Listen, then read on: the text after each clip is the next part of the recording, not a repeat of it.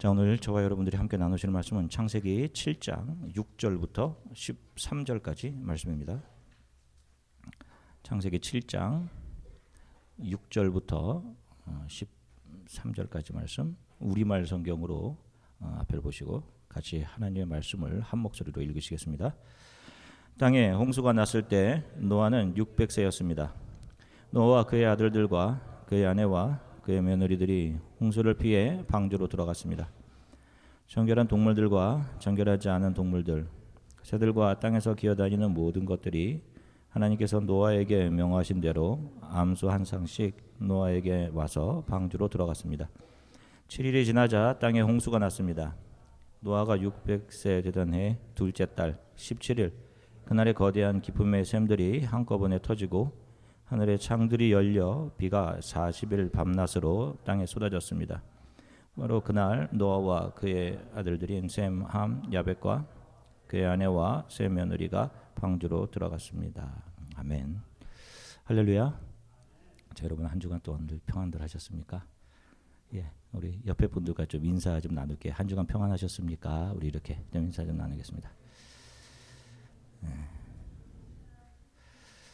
주중에 저희 교회 모임이 수요 예배, 수요일 저녁 7시, 그 다음에 토요일 아침 7시에 아침 기도회가 있습니다. 여러분들 수요일 예배에 참석하시면 참 좋겠죠. 성경을 조금 더 깊게 알아볼 수 있는 기회가 되겠고, 토요일은 여러분들 가급적이면 아침에 7시니까 너무 일찍 되지 않으니까 나오셔서 우리가 여러 가지 기도 제목을 가지고 기도합니다, 여러분. 그러니까 토요일 아침 7시에 나오셔서 한 1시간 정도 같이 기도하는 시간 여러분 참석하셨으면 참 좋겠어요. 자, 우리가 지난 시간에 네피림들의 의미와 그런 네피림들이 활개치고 다니던 시대에 노아가 산 위에서 120년 동안 배를 지은 그 의미가 무엇인지를 살펴보았습니다. 네피림들이라는 것은 강한 체력과 힘으로 다른 사람들을 죽이고 제압해서 땅에서 명성을 얻게 된 사람들이라고 했습니다. 그렇게 사람들이 세상의 힘의 논리로 자신을 채우고 옷 입히고 살아가고 있을 때에 노아는 산 위에서 120년 동안 배를 지었습니다. 지금도 세상 사람들의 추구는 이 네피림들의 추구와 똑같은 거예요, 여러분. 자, 지난 시간에 노아가 산 위에서 120년 동안 한 일은 자기 자신을 깎아내어서 예수를 지어낸 것이라고 말씀드렸습니다. 그리고 그것을 거룩이라고 설명드렸어요. 여러 차례에 걸쳐 노아와 그의 가족들을 구원한 방주는 예수 그리스도를 상징한다라고 말씀을 드렸습니다. 자, 그러면 오늘은 왜 방주가 예수 그리스도를 상징하는 것인지를 좀 구체적으로 살펴보도록 하겠습니다. 오늘 노아가 120년 동안 만들고 그 안으로 들어간 방주를 성경은 히브리어로 테바라는 단어를 사용합니다. 원래 배, 쉽을 의미하는 히브리 단어는 오니야라고 하는 단어입니다. 자, 위에 있는 단어가 오니야라는 단어이고 아래가 테바입니다. 이 방주에 사용된 단어예요. 그러니까 노아의 방주에 사용된 테바라는 것은 원래 배를 의미하는 것이 아니라 나무로 만든 상자, 우든, 박스 뭐 이런 거예요 정도죠. 크레이트 뭐 이런 거. 왜 성경은 그렇게 큰 배를 오니야라는 단어를 사용하지 않고 테바라는 단어를 사용했을까요? 그러니까 분명히 무엇인가 의미하는 바가 있기 때문이에요. 자, 성경에서 테바라는 단어가 사용된 곳은 단 두 곳입니다. 한 곳은 노아의 방주와 다른 한 곳은 바로 이곳 출애굽기 2장 2절부터 3절에서입니다. 한 목소리로 같이 읽으시겠습니다. 그때 레위 지파의 한 남자가 레위 사람의 딸과 결혼하게 됐습니다. 여자가 임신해 아들을 낳았는데 그 아기가 너무나 잘생겨 3개월 동안 숨겨두고 키웠습니다. 그러나 더 이상 숨길 수 없게 되자 여자는 갈대 상자 하나를 준비하고 거기에다 역청과 송진을 바르고 아기를 그 안에 넣었습니다. 그리고 갈대 상자를 나일 강둑을 따라 나 있는 갈대 사이에 두었습니다. 아멘. 자, 보세요. 이 이야기는 모세가 태어날 때의 스토리입니다. 당시 이집트의 왕이 노예처럼 부리던 히브리 민족 수가 점점 많아지는 것을 보고 위기감을 느껴서 히브리 사람에게 아들이 태어나면 다 나일강에 던져 죽여라 라는 명령을 내립니다. 그런데 레위 지파인 모세의 부모는 이 아기를 차마 나일강에 던지지 못하고 3개월 동안 이 아기를 숨깁니다. 그러다 더 이상 숨길 수 없게 되자 갈대 상자 하나를 준비해 거기에 이 아이를 넣어 나일강에 띄어 보냅니다. 바로 여기 갈대상자에 사용된 단어가 바로 테바입니다. 그러니까 성경에는 딱 두 곳, 노아의 방주와 모세를 담아 살려낸 갈대상자에만 테바라는 단어를 사용하고 있습니다. 노아와 그의 가족들이 방주, 다시 말해서 정확히 말하면 상자 안에 들어가서 깊은 물로부터 안전하게 구원을 얻은 것처럼 모세 역시 상자 안에서 물에서 건져내어 구원을 받게 됩니다. 모세 역시 죽어야 하는 사람이었는데 갈대상자인 테바 안에서 물이 조금도 그를 상하게 하지 못한 상태에서 물에서 건져내어 구원을 받게 됩니다.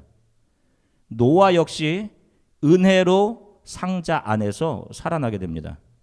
자, 성경은 의도적으로 오직 이 두 사건에서의 방주와 갈대상자에 대해서만 테바라는 단어를 사용해서 이것이 물에 빠져 죽어야 하는 어떤 사람들을 그 물에서 건져내기 위한 것이었음을 의도적으로 보여주고 있는 것입니다.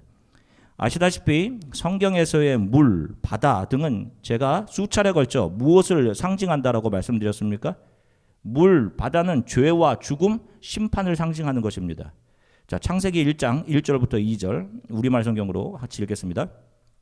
하나님께서 태초에 하늘과 땅을 창조하셨습니다. 그 땅은 형태가 없어 비어 있었으며 어둠이 깊은 물 위에 있었고 하나님의 영은 수면 위에 움직이고 계셨습니다. 아멘. 자, 보세요. 맨 태초 천지가 창조되어 있을 때의 상태를 수면이라는 단어를 씁니다. 바다, 물이에요. 천지가 창조되기 전의 상태가 어두움으로 표현되는 깊은 물 위를 하나님께서 그것을 통제하시고 경계하듯 그 위를 hovering, watch over 하시는 것에서부터 시작되는데 창조가 바로 그 어두움을 몰아내고 새롭게 하는 바로 창조가 거기서부터 시작되게 되는 것입니다. 거기서부터 창세기가 시작되는 거예요. 자, 다른 곳 한번 보겠습니다. 미가서 7장 19절 말씀 함께 읽겠습니다. 다시 우리를 불쌍히 여기시고 우리의 죄악을 밟아서 우리의 모든 죄를 바닷속 깊은 곳에 던져주소서. 자, 또 한 군데 이사야 57장 20절 말씀 같이 읽겠습니다. 그러나 악인들은 거친 파도가 몰아치는 바다와 같아서 잠잠할 줄 모르고 진창과 진흙을 토해낼 뿐이다. 보세요. 이렇듯 성경에서의 깊은 물, 바다, 홍수는 죄의 근원을 상징하고 하나님을 떠난 악인들과 이 세상에 부어지는 하나님의 심판을 상징합니다. 따라서 그 물에 빠진다는 것은 영원한 죽음을 의미하는 거예요. 그런데 노아의 가족을 태운 방주와 모세를 담은 갈대상자는 상자 자신이 그 물에 빠진 상태에서 그 안에 있는 노아와 모세를 살려내고 있습니다. 한 군데를 더 보겠습니다. 자, 모세와 이스라엘 백성들이 홍해를 건너죠. 그들의 발은 성경에 의하면 젖지 않고 마른 바다, 마른 땅을 지나갔다라고 표현을 합니다. 자, 이 사건을 성경이 이렇게 묘사합니다. 고린도전서 10장 1절부터 2절 같이 읽겠습니다. 형제들아, 나는 너희가 알지 못하기를 원하지 아니하노니 우리 조상들이 다 구름 아래 있고 바다 가운데로 지나며 모세에게 속하여 다 구름과 바다에서 세례를 받고. 아멘. 보세요. 깊은 물에서 노아의 가족과 모세를 건져낸 것은 나무 상자 테바였습니다. 그들이 홍해를 건넌 것을 성경은 그들이 홍해를 건너면서 세례를 받았다라고 합니다. 자, 여기서 세례라는 것은요, 세상을 상징하는 이집트에 대해서 그들이 죽고 앞쪽을 바라보던 앞쪽에 있던 약속의 산인 시내 산을 바라보면서 그들이 홍해를 지나가며 거기서 건져내어지면서 그 약속의 산을 향해 다시 사는 것을 의미하는 겁니다. 그래서 세례는 물을 통해서 죽고 사는 것을 의미하는 거예요.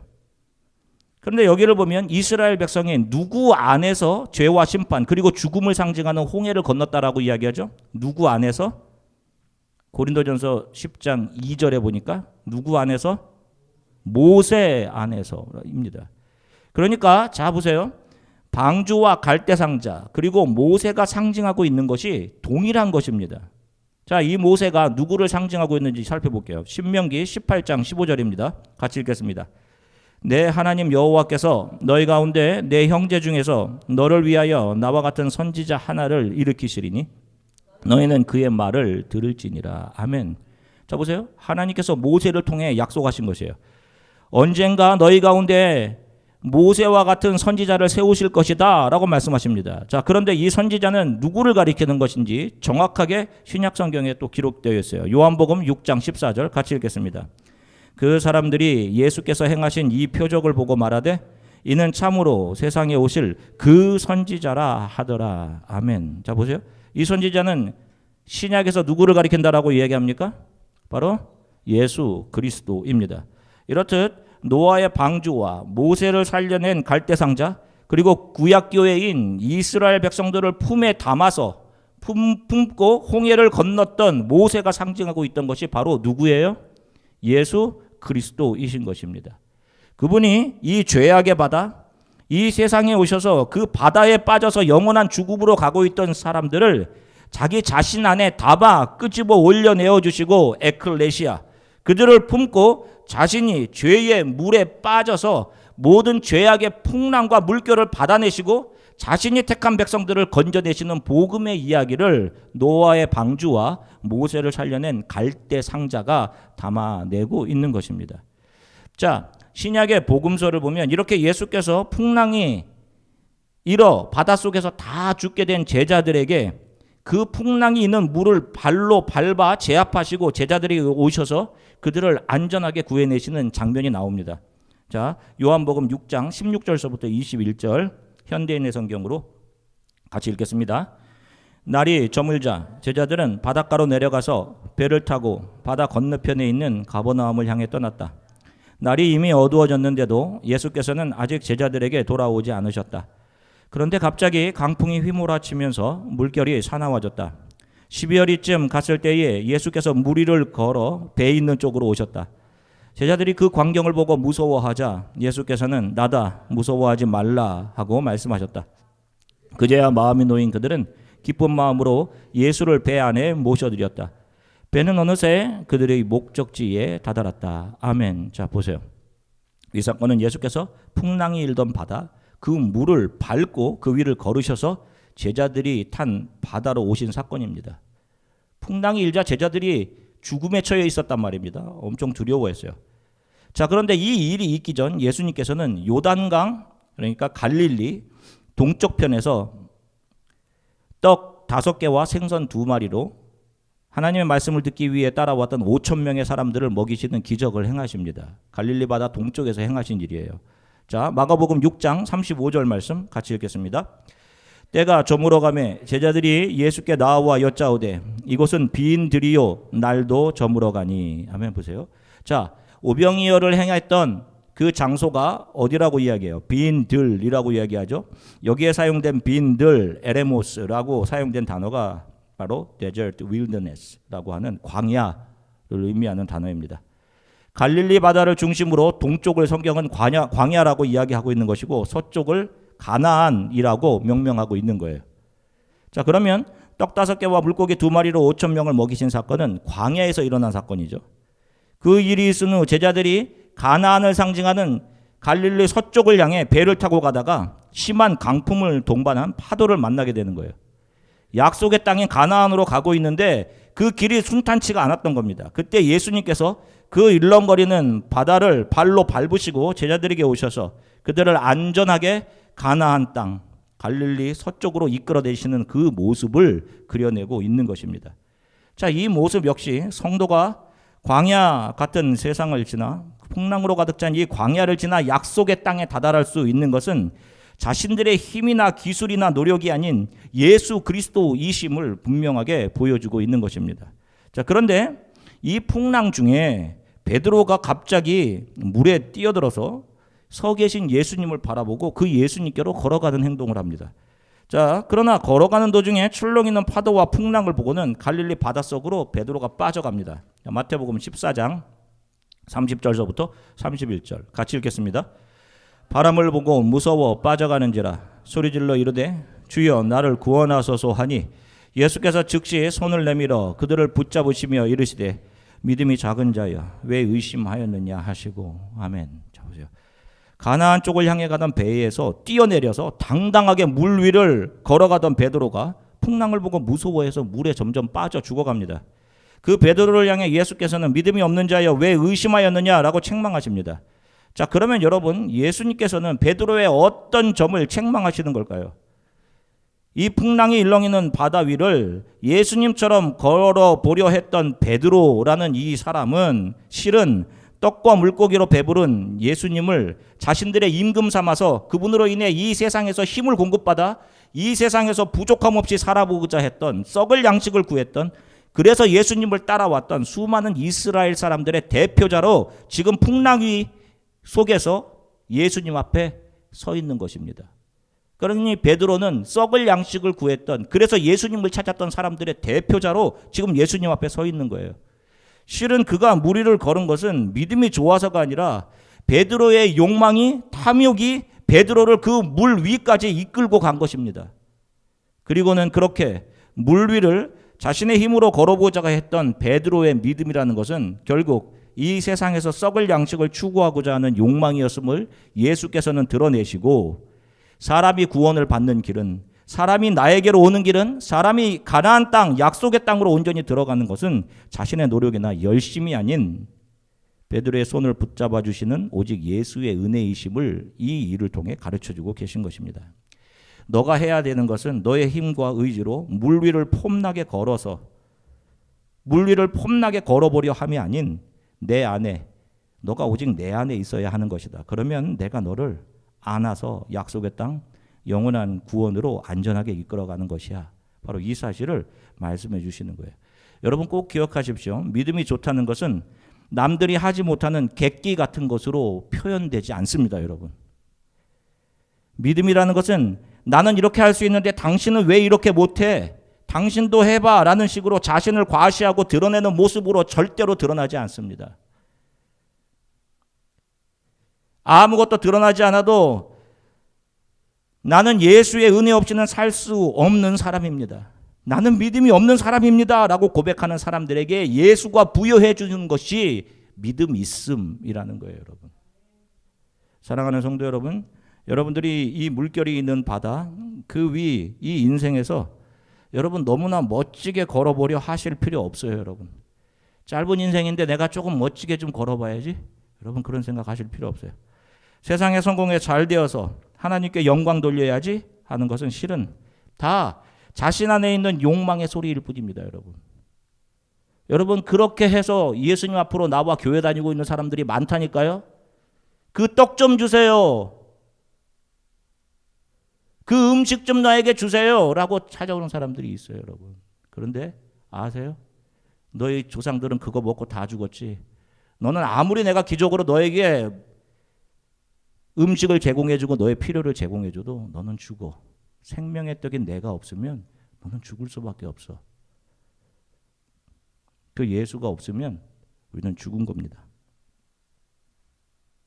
실패하지 않기 위해서 힘쓰고 애쓰고 악착같이 붙들었던 바람과 추구들, 그런 것들이 우리를 행복하게 하는 것이 아니라 내가 사는 것은 오직 예수 그리스도라는 사실을 배우기 위해, 인간의 모든 수고가 헛됨을 배우도록 하시기 위해서, 그 하나님 앞에서 내가 무엇이 되든 상관없이 하나님께 온전히 순종하고 매 순간을 내가 하나님만을 붙들고 그분을 더 잘 알아가도록 저와 여러분들 앞에 있는 상황들이 준비되고 있는 거예요, 여러분. 아시겠어요? 그러니 너무 분노하지 마시라고요, 여러분. 그러기에 기독교는 여러분들이 이 땅에서 성공하고 명성을 얻고 부자 되고 건강하게 사는 것과 무관한 것입니다. 여러분들은 매 순간 믿음을 지키며 하나님께 순종하는 겸손한 삶을 살다가 세상 사람들의 눈에 보기에 실패하고 명성을 얻지 못하고 가난하게 되고 건강을 잃어버릴 수도 있다니까요, 여러분. 그래서 여러분 안타깝게도 제가 아는 참 많은 선교사님들이 젊은 나이에 오지에서 암으로 돌아가시는 일들을 경험한 거예요. 그러나 그 안에서 잠시 동안 머물게 되는 이 땅에서 잠시 누리게 되는 그 부와 명성, 그 잠시 동안 잘 보존된 나의 자존심이라는 것이 얼마나 무익하고 무가치한 것인지를 우리는 예수 안에서 알아가게 되는 것입니다. 그래서 끝이 없을 것 같은 수고 속에서도 예수의 손에 나의 손을 포개 얹고 하나님의 은혜와 사랑의 강보 안에 쌓여져서 가는 삶이 가장 행복한 삶임을 우리는 이 삶에서 배우게 되는 거예요. 이런 사람들이 살아내는 삶에서 인내와 섬김, 헌신과 희생, 나를 내어줌이 아름들이 드러나게 되는 것입니다. 그리고 이분들은 자기가 이 일을 하고도 내가 한 것이 없습니다 라는 고백을 할 수밖에 없는 사람들인 거예요. 이것이 예수의 향기이며 바로 이런 삶이 하나님이 기뻐 받으시는 산제사이고 예배의 삶인 것입니다. 훗날 인생의 어느 시점에서 자신의 삶을 돌아볼 때 어려웠던 시기들, 지난 흔적들,